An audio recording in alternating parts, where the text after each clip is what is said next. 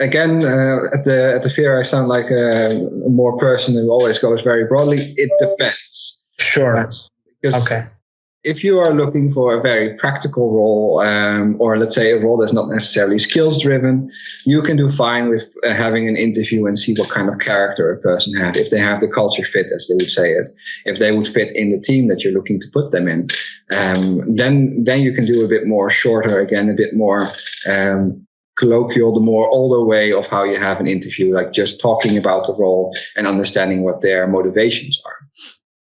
But if you have, of course, a role that's more based on skills, which more and more happens these days, you need to find a way to have a good assessment of this.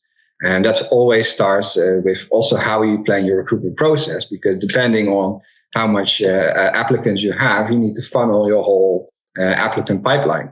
And there is where systems come in for the best way, because if you are a company, even the biggest company in the world, if they have 1,000 recruiters, probably will not be able to service the enormous amounts of applications that are coming to them. For them, it's a really big filter from going to 10,000 a week or something to only having 100 potential candidates. So that's a very important aspect as well. But then again, to go further, you have, again, skills that you want to, judge, be it based on your recruitment process. If they have the right coding capabilities or if they are at the right languages. And you need to find a way to teach over to test this. This can be done, of course, with a person who knows the codes as well.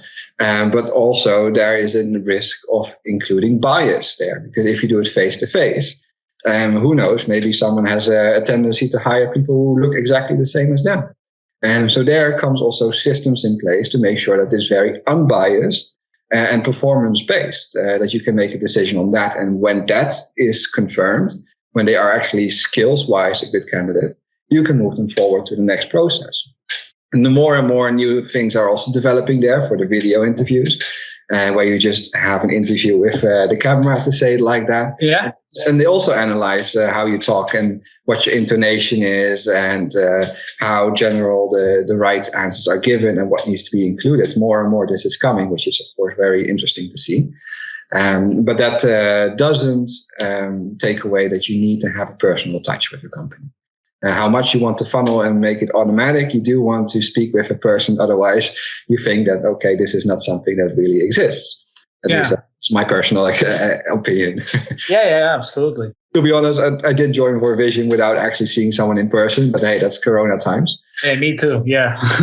That is actually something that kind of underscores the point, right? You need to make sure that you trust the company as an applicant, and as a company, you need to make sure that you do the right way by getting the right people for their skills and experiences, not for how well they fit your, expectations.